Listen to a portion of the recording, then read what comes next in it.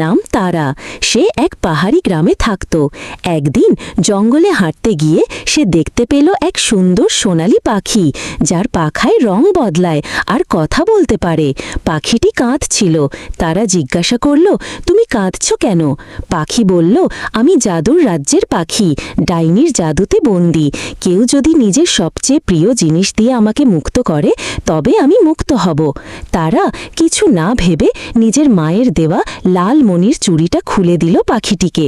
ওটা তার সবচেয়ে প্রিয় স্মৃতি ছিল। সঙ্গে সঙ্গে ঝলকালো আলো, ডাইনির জাদু ভাঙল। পাখি রূপ নিল এক রাজকন্যায়। বলল, তুমি আমাকে মুক্ত করেছ, এবার আমি তোমার 3টি ইচ্ছা পূরণ করব।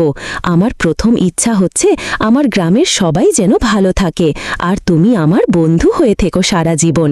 সেই থেকে রাজকন্যা আর তারা ভালো বন্ধু হয়ে থাকলো এবং কি রাজকন্যা তারাকে জাদু শেখালো।